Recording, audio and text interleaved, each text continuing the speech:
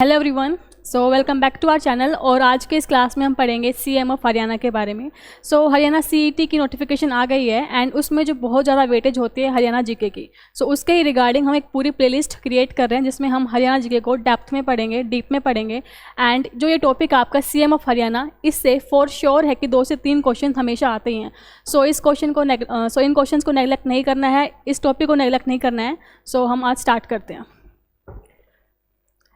देखो, जो 2024 में इलेक्शंस हुए थे वो आपकी 15th लेजिस्लेटिव असेंबली के इलेक्शंस थे और अब तक 11 पर्सन्स हैं जो इंडिविजुअली सीएम ऑफ हरियाणा की पोजीशन को होल्ड कर चुके हैं। ठीक है, वैसे काफ़ी सारे ऐसे इसमें पर्सन हैं जिन्होंने इस चीज़ को, इस पोजीशन को काफ़ी बार होल्ड किया। कोई 5 टाइम्स सीएम रहा है, कोई 2 टाइम्स रहा है। लेकिन अगर हम बात करें पर्सन्स के इंडिविजुअली तो 11 लोग हैं जिन्होंने इस पोजीशन पर अपना नाम लिखवाया हुआ है, इन पोजीशन पर उन्होंने हेल्ड किया हुआ है। लिस्ट में सबसे पहले आते हैं भगवत दयाल शर्मा। तो जो फर्स्ट सीएम थे आपके हरियाणा के वो भगवत दयाल शर्मा थे। लेकिन इंटरेस्टिंग बात यह है कि ये इलेक्टेड नहीं थे, नॉमिनेटेड थे।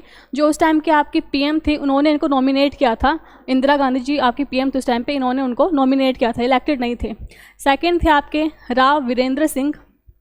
थर्ड थे आपके बंसी लाल। फोर्थ थे बनारसी दास गुप्ता। ठीक है, ये सारे एस्टीम्ड पर्सन हैं। मैं बार बार जी श्री नहीं लगाऊंगी ताकि आपको फिर बोरिंग लगे क्लास और आपको इरिटेशन होगी। आप ऐसे ध्यान रखना। और आपके हरियाणा में 2 बार प्रेसिडेंट रूल लगा है। अगर आपसे पूछे कि फर्स्ट टाइम प्रेसिडेंट रूल लगा था तब सीएम कौन थे, तो उस टाइम पे आपके सीएम थे राव वीरेंद्र सिंह। ठीक है, और अगर पूछे सेकंड टाइम जब प्रेसिडेंट रूल लगा था उस टाइम पे आपके सीएम कौन थे, तो तब थे बनारसी दास गुप्ता। ठीक है, जो इनकी टाइमलाइन है ये आपको याद करने की नीड नहीं है। जो कुछ बहुत इंपॉर्टेंट होंगी जिनसे क्वेश्चन बनेंगे वो मैं आपको अलग से स्पेशली मेंशन कराऊंगी। ठीक है, 5th नंबर थे आपके देवीलाल सिहाग। 6th नंबर के आपके सीएम थे भजन लाल। ओके, एंड भजन लाल जो थे ये लॉन्गेस्ट सर्विंग सीएम थे। ओके, ये बात आपको याद रखनी है कि लॉन्गेस्ट सर्विंग सीएम कौन थे, भजन लाल थे। 7th नंबर पे थे ओम प्रकाश चौटाला। इनके बारे में 2 इंटरेस्टिंग बातें याद रखनी है। एक तो maximum number of time CM बने हैं ये, first thing. And second time जो शॉर्टेस्ट ड्यूरेशन किसी सीएम का रहा है वो रहा है ओम प्रकाश चौटाला जी का। ठीक है, 2 जुलाई से 7 जुलाई तक।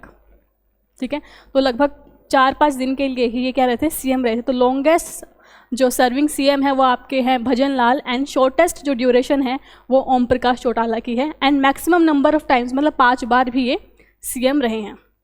ठीक है, उसके बाद नेक्स्ट मूव करते हैं।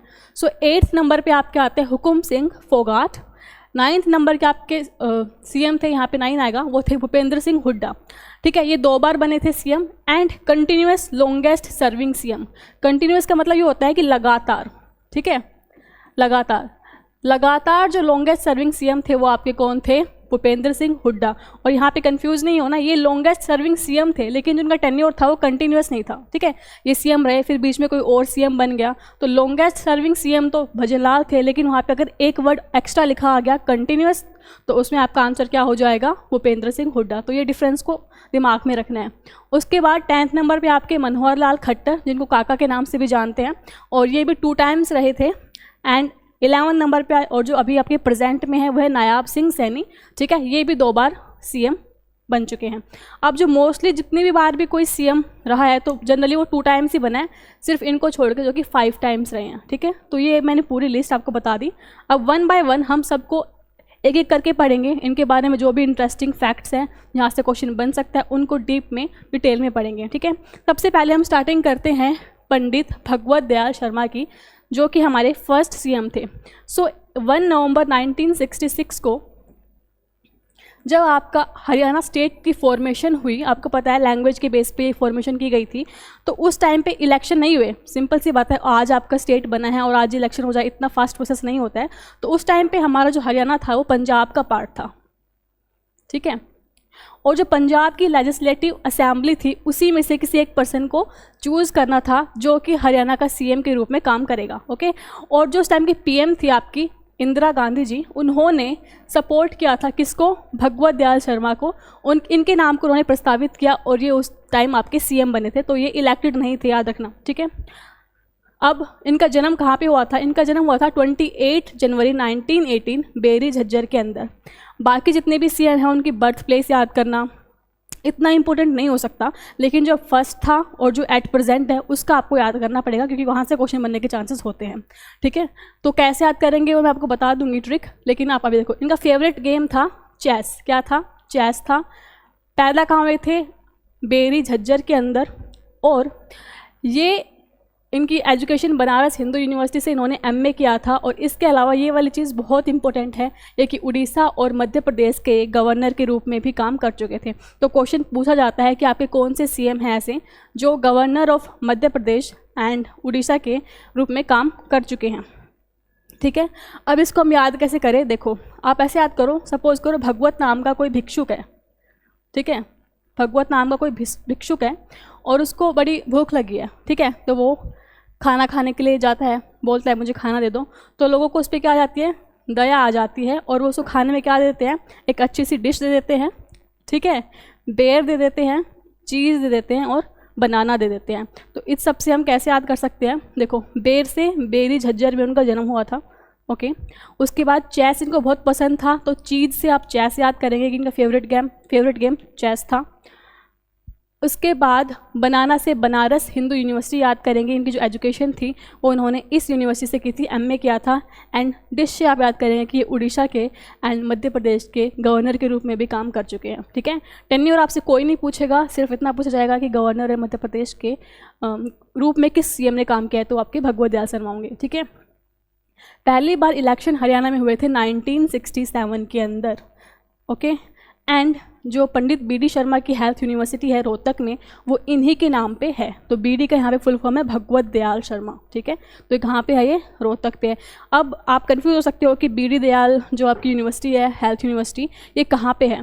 तो कंफ्यूज नहीं होना है। उसने खाना मांगा, सब ने उस पर दया करके खाना दे दिया और उसने रोना बंद कर दिया। तो रोना बंद करने से रोहतक में इसकी क्या है? यूनिवर्सिटी है। ठीक है, और 1975 में मीज़ा एक्ट के अंदर इनको डिटेन भी किया गया था। तो मीज़ा एक्ट बेसिकली क्या था? 1971 के अंदर ये एक्ट आया था, और ये एक्ट काफ़ी क्रिटिसाइज़ किया गया, क्योंकि इस एक्ट के अंदर क्या होता था? किसी भी पर्सन को आप डिटेन कर सकते हो विदाउट ट्रायल। ठीक है, और 3 साल तक आप उसको अंदर रख सकते हो। ठीक है, विदाउट ट्रायल। तो इसका मिसयूज़ बहुत हो रहा था, और किस बेसिस पे वो रिटेन कर रहे थे कि ये इंटरनल सिक्योरिटी को डिस्टर्ब कर रहे हैं, जो हमारे इंडिया है उसमें इंटरनल सिक्योरिटी को डिस्टर्ब कर रहे हैं। तो इसका जो एक कारण बता के लोगों को रिटेन किया जाता था, और उस बेसिस पे आपके जो भगवत दयाल शर्मा उनको रिटेन किया गया था। लेकिन इस एक्ट का बहुत दुरुपयोग हुआ, एंड जो आपकी इमरजेंसी हुई थी 1975 में, उसमें बहुत मिसयूज़ हुआ उसका। तो इसलिए 1977 में इस एक्ट को रिपील कर दिया गया। ठीक है, तो ये सारी इंपॉर्टेंट बातें थी आपकी फर्स्ट सीएम के बारे में जो आपको याद रखनी है। क्वेश्चन आ सकता है मीज़ा एक्ट के अंदर कौन से हरियाणा के सीएम को रिटेन किया गया था, तो आपको पता होना चाहिए। सेकंड आता है राव वीरेंद्र सिंह। ठीक है, स्टार्टिंग के जो सीएम हैं उनमें उनके बारे में बहुत ज़्यादा बातें हैं इंपॉर्टेंट, तो हमें वो डीप में पढ़नी पड़ेगी। लेटर ऑन हम जल्दी जल्दी कर लेंगे, तो आप ध्यान से स्टार्टिंग में पढ़िए। ठीक है, इनकी टर्म थी 23 मार्च 1967 से 2 नवंबर 1967 तक। ठीक है, कहाँ पे इनका जन्म हुआ? तो इनका जन्म हुआ था नांगल पठानी विलेज है रेवाड़ी में, वहाँ पे इनका जन्म हुआ था 20 फरवरी 1921 को। उसके अलावा ये सेकंड सीएम थे and first non Congress CM थे एंड फर्स्ट इलेक्टेड सीएम भी थे। फर्स्ट इलेक्टेड सीएम भी यही थे। ठीक है, क्योंकि आपके जो फर्स्ट सीएम थे भगवत दयाल शर्मा वो इलेक्टेड नहीं थे, मैं बार बार बता चुकी हूँ। सेकंड सीएम थे and first non Congress CM थे ये। उसके बाद इन्होंने हरियाणा विशाल पार्टी फॉर्म की, और this is very very important fact. बहुत बार क्वेश्चन आता है कि हरियाणा विशाल पार्टी किसने फॉर्म की, तो वो राव वीरेंद्र सिंह ने फॉर्म की थी। इसको आप ऐसे याद कर सकते हो, जो वीर लोग होते हैं वही विशाल काम करते हैं, बड़े बड़े काम करते हैं। तो हरियाणा विशाल पार्टी राव वीरेंद्र सिंह ने फॉर्म की थी। ओके, उसके बाद ये राव तुलाराम के डिसेंडेंट हैं, इनके वंशज माना जाता है इनको। And second speaker and first male speaker of Haryana legislative assembly. तो ये सेकंड स्पीकर थे हरियाणा लेजिस्लेटिव असेंबली के। फर्स्ट कौन थे? फर्स्ट थे शन्नो देवी। ठीक है, शी इज़ फीमेल, तो इसीलिए बोला गया है कि second speaker and first male speaker कौन थे? राव वीरेंद्र सिंह। जो कहाँ से सीएम इलेक्ट हुए थे? पटौदी से इलेक्ट हुए थे। एंड इनके टाइम पे फर्स्ट टाइम प्रेसिडेंट रूल लगा था, और उस टाइम पे आपके प्रेसिडेंट कौन थे? डॉक्टर जाकिर हुसैन। तो उस टाइम पे आपके प्रेसिडेंट कौन थे? डॉक्टर जाकिर हुसैन आपके प्रेसिडेंट थे। उसके बाद हम बात करते हैं, इन्होंने अपनी एक पार्टी बनाई थी, जैसे मैंने आपको बताया हरियाणा विशाल पार्टी इन्होंने बनाई थी अपनी। ठीक है, ये रहा यहाँ पे। अब इंदिरा गांधी जी चाहती थी कि कोई भी बड़ी पार्टी उभर के ना आए और कांग्रेस जो एक बड़ी पार्टी थी उस टाइम वो रहे, तो कोई उनका कॉम्पिटिटर ना आए, ठीक है।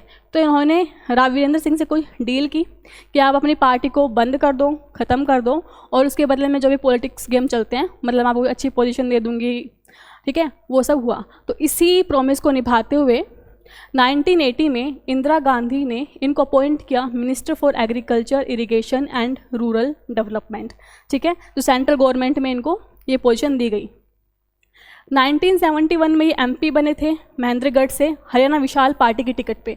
तो ये चीज़ मैंने आपको समझाई ना कि एमपी बने थे हरियाणा विशाल पार्टी की टिकट पे, और इंदिरा गांधी को ये डर था कि कोई बड़ी पार्टी उभर के ना आए, तो इसलिए उन्होंने उनसे डील की थी। ओके, 1977 में ये एमएलए चुने गए अटेली से। उसके बाद रेवाड़ी को डिस्ट्रिक्ट का दर्जा देने में इनका बहुत इंपॉर्टेंट रोल रहा है। तो ये फैक्ट आपको याद रखना है कि किस सीएम ने रेवाड़ी को डिस्ट्रिक्ट का दर्जा दिलाने में बहुत काम किया, तो आपके राव वीरेंद्र सिंह थे।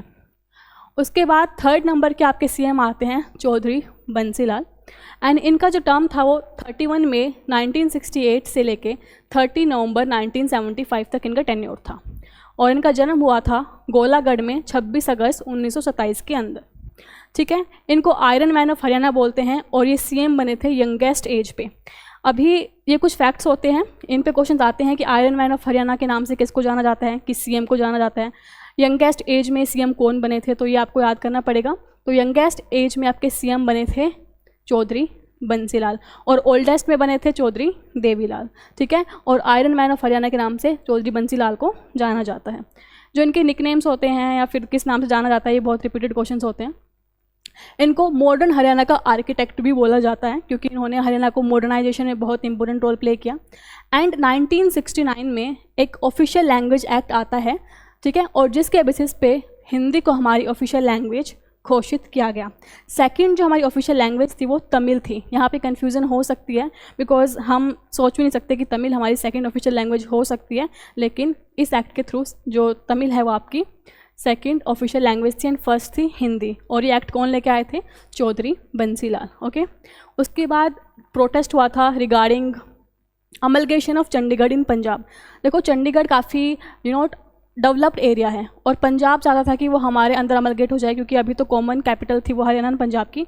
तो उसके रिगार्डिंग जो प्रोटेस्ट किया था कि नहीं ऐसा नहीं होगा, चंडीगढ़ पे दोनों ही स्टेट का बराबर इक्वल राइट है। तो 1970 में इन्होंने ये आपका प्रोटेस्ट किया था इस चीज़ के खिलाफ।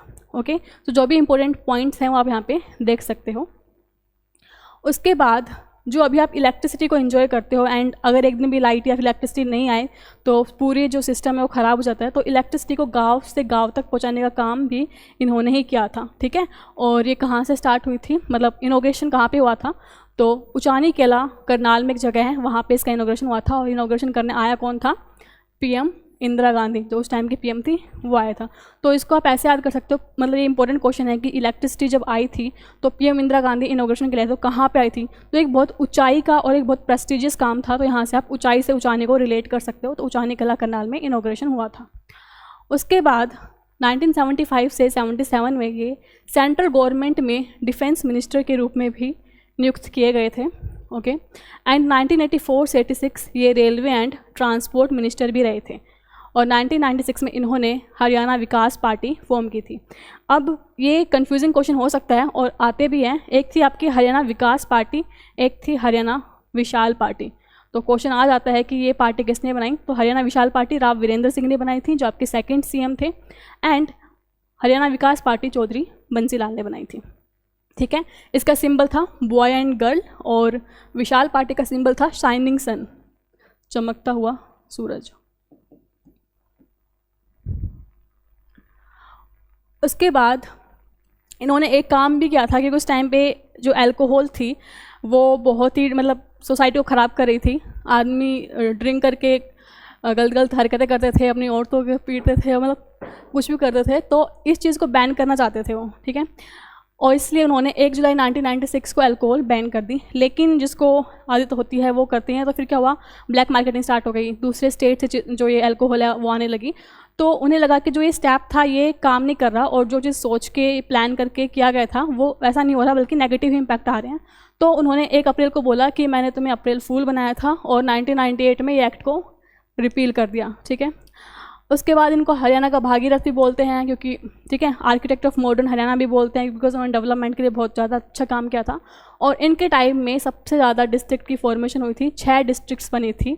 ओके, एंड इन्होंने क्योंकि पानी की किल्लत थी तो इन्होंने क्या किया था, ड्रोन एरिया प्रोग्राम एंड जो कैनाल इरिगेशन प्रोजेक्ट्स हैं वो स्टार्ट किए थे, ताकि खेतों में और हर जगह पानी का प्रॉपर सिंचाव वगैरह हो सके, प्रॉपर सप्लाई हो सके। उसके बाद सब ये भी बहुत इंपॉर्टेंट फैक्ट है, मतलब इन्होंने बहुत ज़्यादा डेवलप चीज़ें कराई हैं। तो ये इज़राइल भी गए थे एग्रीकल्चर साइंटिस्ट के साथ, ठीक है, कि कैसे हम एग्रीकल्चर को इम्प्रूव कर सकते हैं, मतलब सीड्स की क्वालिटी को इंक्रीज़ कर सकते हैं, ये सब करके। तो इस सभी रिसर्च वगैरह के लिए ये यहाँ कहाँ पे भी गए थे, किनके साथ, एग्रीकल्चर साइंटिस्ट गए के साथ इज़राइल गए थे। उसके बाद उन्होंने 1969 में khadi and village industrial board भी इस्टेब्लिश किया। एंड इनकी लीगेसी की अगर हम बात करें, मतलब आज भी क्या चीज़ें हैं जिसकी वजह से हम इनको जानते हैं, तो चौधरी बंसीलाल यूनिवर्सिटी है भिवानी के अंदर, and Chaudhary Bansilal cricket stadium है रोहतक के अंदर, ठीक है। तो ये आपको याद रखना है। सो ये यूनिवर्सिटी एंड स्टेडियम को याद रखना, कंफ्यूज मत होना, दोनों ही बंसीलाल जी के नाम से है, एक भिवानी में है और एक स्टेडियम रोहतक में है।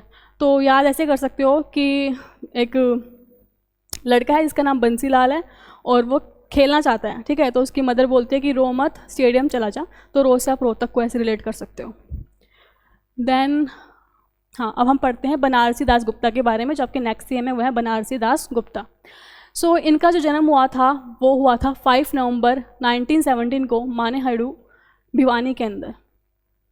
एंड ये 2 बार सीएम बने थे, तो ये आपकी फर्स्ट टर्म है 1 दिसंबर 1975 से 23 अप्रैल 1977 तक, एंड सेकंड जो है टर्म उनकी वो 23 मई 1990 से 11 जुलाई 1990 तक, मतलब कि लगभग 2 महीने के लिए दोबारा ये सीएम बने थे, ठीक है। और इनका ऑक्यूपेशन था जर्नलिस्ट। तो ये क्वेश्चन आता है कि आपके कौन से सीएम थे जो जर्नलिस्ट थे पहले, तो वो आपके बनारसी दास गुप्ता थे। ओके, इन्होंने बुक भी लिखी है और ये बहुत फेमस है, पंचायती राज क्यों और कैसे। तो क्वेश्चन पूछ सकते हैं कि किसने लिखी है, तो आपको याद रखना है किसने लिखी है, बनारसी दास गुप्ता ने लिखी है, और ये एक जर्नलिस्ट थे। इन्होंने मैगजीन्स भी लिखी है, अपना देश, हरियाणा केसरी, हरियाणा कांग्रेस पत्रिका, ये सारी इन्होंने मैगजीन्स भी लिखे हैं। और अगर आप कंफ्यूज हैं, ठीक है, कि किसने लिखी, आपको याद भी नहीं आ रहा है, तो आपके दिमाग में अगर ये चीज़ है कि ये जर्नलिस्ट थे तो उन्होंने पत्रिका वगैरह भी लिखी होंगी ना, न्यूज़पेपर में एडिशंस निकाले होंगे, तो उससे आप इसको थोड़ा माइंड में फिक्स कर सकते हो। ये ओनली पर्सन है जिन्होंने एज अ सीएम भी सर्व किया, एज अ डेप्यूटी सीएम भी सर्व किया, एंड एज अ स्पीकर भी सर्व किया। तो 3 पोजीशन इन्होंने हैंड की थी, 3 पावरफुल पोजीशंस। और सेकंड टाइम जो प्रेसिडेंट रूल लगा था वो इनके टाइम पे लगा था। फर्स्ट टाइम राव वीरेंद्र सिंह के टाइम पे लगा था, और उस टाइम प्रेसिडेंट कौन थे, जाकिर हुसैन थे। ओके, अब नेक्स्ट आती है बात, नेक्स्ट से हम आते हैं चौधरी देवीलाल, और ये ओल्डेस्ट थे, ठीक है। ओल्डेस्ट पर्सन जिन्होंने सीएम की पोजीशन को हेल्ड किया था वो कौन थे, चौधरी देवीलाल थे, और इनका जन्म हुआ था सिरसा के अंदर, ठीक है। इनकी टेन्योर की बात करें तो ये भी 2 बार सीएम बने थे। फर्स्ट टाइम 26 जून 1977 से 28 जून 1979 तक, एंड सेकंड टाइम 17 जुलाई 1987 से 1 दिसंबर 1989 तक। तो ये जो टेन्योर है ये आपको ऐसा याद नहीं करना है, मैं सिर्फ आपको इसलिए बता रही हूँ ताकि आपको एक क्रोनोलॉजी याद रहे, और इन केस अगर नीड पड़े तो आप थोड़ा रिकॉल कर सकें, वरना जो याद करनी होगी वो मैं बता दूँगी। ओके, उसके बाद बिकॉज ये ओल्डेस्ट हैं, तो मतलब ये काफ़ी पहले इनका बर्थ हो गया था 1914 में, तो उन्होंने जो फ्रीडम मूवमेंट हुएंगे उन्होंने पार्टिसिपेट किया होगा, तो इनको जेल हुई थी बिकॉज इन्होंने क्विट इंडिया मूवमेंट के लिए आपका इसे पार्टिसिपेट किया था, ठीक है। तो 8 अगस्त को आपका हुआ था क्विट इंडिया मूवमेंट, इसको अगस्त क्रांति भी बोलते हैं, तो उसमें पार्टिसिपेट किया था, और इसकी वजह से इनको क्या हुआ था, जेल में जाना पड़ा था। इनको किसानों का मसीहा बोला जाता है, और एक प्राइम रीज़न उसका ये है कि इन्होंने एग्रीकल्चर लोन को 1988 में वेव्ड ऑफ कर दिया था, मतलब कैंसिल कर दिया था, आपको कोई भी एग्रीकल्चर लोन देने की नीड नहीं थी, ठीक है। एक और अच्छा काम इन्होंने किया था, ओल्ड एज पेंशन। अब इसको आप ऐसे याद कर सकते हो, मैंने आपको एक बात बताई कि ये ओल्डेस्ट सीएम थे, तो ये अपने फ्यूचर का भी थोड़ा ध्यान रखेंगे, तो इन्होंने क्या किया, ओल्ड जो पर्सन्स थे उनके लिए पेंशन स्टार्ट कर दी, कि अभी मैं भी बूढ़ा हो गया हूँ तो मुझे पेंशन का जो है बेनिफिट मिल जाएगा, ठीक है। तो ओल्ड एज पेंशन इन्होंने स्टार्ट की, और जब ये स्टार्ट हुई थी तब 100 रुपीज़ दिए जाते थे, अभी तो काफ़ी ज़्यादा हो गए हैं, बट उस टाइम पे 100 रुपीज़ से स्टार्टिंग हुई थी। ओके, और अभी भी आपको इसको आप ऐसे याद कर सकते हो कि 1987 में स्टार्ट हुई थी, सतासी से थोड़ी सत्ता की राइम बन रही है, तो सत्ता में रहने के लिए लोग यही करते हैं कि पेंशन को इंक्रीज़ कर देंगे या फिर कुछ फ्री की सेवा चला देंगे। तो वैसे आप 1987 से 1987 से ये पेंशन वाली टर्म को एसोसिएट कर सकते हैं। उसके बाद ये डेप्यूटी पीएम भी बने थे 2 बार, ठीक है। इनको किंग मेकर के नाम से भी जाना जाता है, और ये क्वेश्चन आता है कि किंग मेकर के नाम से किस सीएम को जाना जाता है, तो वो इनको जाना जाता है। और इनको इसलिए जाना जाता है क्योंकि एक बार इनको पीएम की पोजीशन, जो कि कितनी पावरफुल पोजीशन होती है, वो भी मिली थी, लेकिन उन्होंने खुद को मतलब वो पोजीशन ना लेके किसी और को नॉमिनेट कर दिया था, तो इसलिए इनको किंग मेकर के नाम से भी जाना जाता है। ओके, एंड हाँ, ये जो डेप्यूटी सीएम बने थे, 6 डेप्यूटी सीएम बने थे इंडिया के। अभी नोटेबल वर्क्स की बात कर लेते हैं कि क्या क्या बहुत ही फेमस वर्क इन्होंने किए थे। तो उन्होंने 1929 का जो लाहौर सेशन हुआ था, जिसमें पूर्ण स्वराज की भी बात की गई थी, उसमें इन्होंने पार्टिसिपेट किया गया था। 1952 में इन्होंने मुजारा मूवमेंट को लीड किया था, और इन्होंने लोकलाज से चलता है ये स्लोगन भी दिया था, ठीक है। तो ये स्लोगन भी इन्होंने ही दिया था, तो ये याद रखना है कि ये स्लोगन किसने दिया था, क्वेश्चन आता है। तो आपके चौधरी देवीलाल जो सीएम थे, उन्होंने दिया था। इनको किन नामों से जाना जाता है, बहुत इंपॉर्टेंट ये पार्ट है। किसानों के मसीहा, किंग मेकर, ताऊ, राजनीति के भीष्म पितामह, शेर हरियाणा, एंड समाधि स्थल की अगर हम बात करें, इनका समाधि स्थल कहाँ है, तो वो बैंक ऑफ यमुना में, यमुना घाट पे, संघर्ष घाट जो है वो इनका क्या है, मेजोलियम है, ठीक है। और इनकी डेथ हुई थी 2001 के अंदर, 2001 में इनकी डेथ हो गई थी। अवार्ड एंड लीगेसी मतलब क्या क्या चीज़ें इनके नाम पे है, तो ताऊ देवीलाल क्रिकेट स्टेडियम है पंचकुला में, बहुत बड़ा ये स्टेडियम है। एंड चौधरी देवीलाल अवार्ड भी दिया जाता है, एग्रीकल्चर सेक्टर में कोई बहुत अच्छा काम करता है। इसको आपसे क्वेश्चन ऐसे पूछेंगे कि चौधरी देवीलाल अवार्ड किस फील्ड में दिया जाता है, लिटरेचर दे देंगे, थिएटर दे देंगे, सॉन्ग दे देंगे, या फिर एग्रीकल्चर दे देंगे। तो आप इसको ऐसे याद रखना, क्योंकि इनको किसानों के मसीहा बोला जाता है, तो मतलब कोई अच्छा काम करेगा एग्रीकल्चर फील्ड में, उसी में ये अवार्ड दिया जाएगा, तो ऐसे याद कर सकते हैं। एंड जैसा मैंने बोला था कि वीपी सिंह को इन्होंने पीएम बनाया था, खुद वो पोस्ट डिक्लाइन कर दी थी और वीपी सिंह को नॉमिनेट किया था, तो इस वजह से इन्हें किंग मेकर के नाम से भी जानते हैं। उसके बाद आते हैं चौधरी भजन लाल, और इनके बारे में इंपॉर्टेंट फैक्ट ये है कि लॉन्गेस्ट सर्विंग सीएम थे, एंड बहुत बार ये क्वेश्चन रिपीट होता है, ठीक है। 6 अक्टूबर 1930 को कोरनवाल विलेज में, भागलपुर स्टेट में, जो कि अभी पाकिस्तान में है, इंडिया में नहीं है, इनका जन्म हुआ था, ठीक है। तो इनके जो बर्थ प्लेस को आप थोड़ा याद कर लीजिए, बिकॉज इनका बर्थ प्लेस अभी इंडिया में नहीं है। तो पूछ सकते हैं कि किस सीएम के बर्थ प्लेस अभी इंडिया का पार्ट नहीं है, या फिर कहाँ पे हुआ था, तो भागलपुर स्टेट में हुआ था, ये याद करना है, जो कि अभी पाकिस्तान के अंदर है। और 2 बार ये सीएम बने थे। फर्स्ट टेन्योर है 29 जून 1979 से 1986, तो यहाँ पे देख सकते हो कितने ज़्यादा साल हो गए हैं, ठीक है। और सेकंड जो टेन्योर था वो 1991 से 1996 तक था, तो ये लॉन्गेस्ट सर्विंग सीएम थे। इनके और किन नामों से जाना जाता है, सो बिश्नोई समाज का सिरमौर के रूप में जाना जाता है। राजनीति के चाणक्य, क्योंकि बहुत माइंडफुल ये पॉलिटिक्स खेलते थे, तो राजनीति के Chanakya. Longest serving CM, very very important, okay. And जो गुरु जम्बेकेश्वर यूनिवर्सिटी है वो इन्हीं के टेन्योर में इस्टेब्लिश हुई थी 20 अक्टूबर 1995 को। और 1972 में जब बंसीलाल की गवर्नमेंट थी, उस टाइम पे ये एग्रीकल्चर मिनिस्टर थे उनकी गवर्नमेंट के अंदर। तो this is not the important fact. Important fact ये है कि ये लॉन्गेस्ट सर्विंग सीएम थे, बिश्नोई समाज के सिरमौर के रूप में इनको जाना जाता है, एंड राजनीतिक चाणक्य थे। तो ये 3 फैक्ट तो आपको पक्का से याद करने हैं। उसके बाद नेक्स्ट हम बात कर लेते हैं चौधरी ओम प्रकाश चौटाला की, एंड इनका बर्थ हुआ था 1 जनवरी 1935 को सिरसा के अंदर, ठीक है। एंड 5 टाइम्स ये सीएम रहे हैं, तो this is important fact. Question पूछ सकते हैं कि कौन सा सीएम है जो मैक्सिमम टाइम इस पोजीशन पे उनका चयन हुआ है, तो वो थे आपके चौधरी ओम प्रकाश चौटाला, 5 टाइम्स हुआ है। एंड शॉर्टेस्ट ड्यूरेशन भी इनकी थी, सिर्फ 5 दिनों के लिए 2 जुलाई से 7 जुलाई तक एक बार ये सीएम के रूप में चुने गए थे, तो शॉर्टेस्ट ड्यूरेशन इनकी है। सीएम बनने से पहले एक वॉच ट्रेडर थे, ओके। और जेबीटी स्कैम के अंदर इनको तिहाड़ जेल भी हुई थी, तो इन्हें जेबीटी स्कैम किया था, तो उसके लिए इनको तिहाड़ जेल हुई थी। उसके बाद नेक्स्ट आते हैं हुकुम सिंह फोगाट, तो इनका जन्म हुआ था 1925 में ढानी फोगाट विलेज के अंदर, एंड इनका टेन्योर था 17 जुलाई 1990 से 22 मार्च 1991 तक। और इनको गौ पालक के रूप में भी जाना जाता है। तो इनके बारे में 1-2 चीज़ आपको याद रखनी है। पहली बात, गौपालक के रूप में किसको जाना जाता है वो।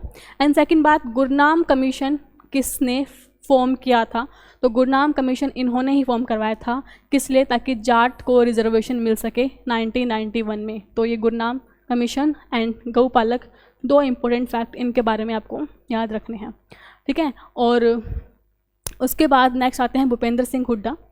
सो इनका जन्म हुआ था 15 सितंबर 1947 में सांगी रोहतक के अंदर, ठीक है। एंड आज़ादी के बाद जिस सीएम का जन्म है वो आपके भूपेंद्र सिंह हुड्डा ही है। 1947 में आज़ादी के 1 महीने बाद इनका जन्म हुआ था। ये प्रोफेशन से लॉयर थे, ठीक है, और 2 बार ये भी आपके एज अ सीएम रह चुके हैं। And the first person to become CM for 2 conjugative term, ये भी, और कंटिन्यूस लॉन्गेस्ट सर्विंग सीएम भी ये थे, ठीक है। कंटिन्यूस का मतलब ये होता है कि लगातार ये सीएम रहे थे, ऐसा नहीं कि एक बार सीएम थे फिर कोई और आ गया फिर, ऐसा नहीं। तो पहले पर्सन थे जो लगातार सीएम रहे 2 कंज्यूगेटिव टर्म के लिए, एंड लॉन्गेस्ट सर्विंग सीएम अगर हम कंटिन्यूस टर्म की बात करें तो, ओके। 4 बार ये रोहतक से एमपी चुने जा चुके हैं। एंड उड़ान अभी बाकी है, एक बुक है जो इनके बारे में है, ठीक है। And first CM to born in independent India, ये बात मैं आपको ऑलरेडी बता चुकी हूँ। उसके बाद नेक्स्ट आते हैं मनोहर लाल खट्टर, ठीक है। 5 मई 1954 में इनका जन्म हुआ था, निंदाना विलेज रोहतक के अंदर। एंड ये एमएलए चुने गए थे करनाल से। इनके बारे में जो इंपॉर्टेंट बात आपको याद रखनी है वो ये रखनी है कि इनको काका एंड हेडमास्टर के रूप में भी जाना जाता है। This is the only important fact जो आपको इनके बारे में याद रखना है। सो लास्ट पे आ जाते हैं, और लास्ट करने से पहले इनके बारे में एक बात और, कि जो उन्होंने पहली ओथ ली थी वो 2014 में ली थी, आप सभी को पता है, बीजेपी की साइड से। एंड सेकंड ओथ उन्होंने 27 अक्टूबर 2019 को ली थी, ठीक है। तो ये जो बीजेपी की पार्टी से एसोसिएटेड है। एंड इन्होंने बीजेपी ज्वाइन की थी 1994 के अंदर, और राष्ट्रीय स्वयं सेवक संघ भी इन्होंने 1977 में ज्वाइन किया था। तो इनके बारे में ये सब कोई क्वेश्चन नहीं पूछा, क्वेश्चन सिर्फ इतना आएगा कि काका और हेडमास्टर के रूप से किस सीएम को जाना जाता है, तो आपको याद रखना है। अब आते हैं लास्ट पे, और अभी एट प्रेजेंट आपके जो सीएम है वो है नायाब सिंह सैनी। एंड इनके बारे में सिर्फ इतना याद रखो कि इनका जन्म हुआ था मिर्ज़ापुर माजरा विलेज अम्बाला में, ओके। और ये लाडवा से एमएलए चुने गए हैं, और ये भी 2 बार सीएम बन चुके हैं। फर्स्ट टाइम 12 मार्च 2024 से लेके 17 अक्टूबर तक, एंड दूसरी बार 17 अक्टूबर से अभी तक चल ही रहा है इनका टेन्योर, ठीक है। सो जो लास्ट के सीएम थे उनके बारे में इतने इंपॉर्टेंट फैक्ट्स नहीं हैं, उनसे क्वेश्चन भी नहीं बनते, लेकिन जो स्टार्टिंग के थे उनके बारे में बहुत ज़्यादा इंपॉर्टेंट फैक्ट्स थे, जो कि मैंने सारे इस पीपीटी में इंक्लूड कराए हैं, और आई होप आपको समझ में आया होगा। So thank you so much for watching, and see you in the next class, जिसमें हम आपकी जो हरियाणा की डिविजन्स है वो पढ़ेंगे। So stay tuned and thank you for watching.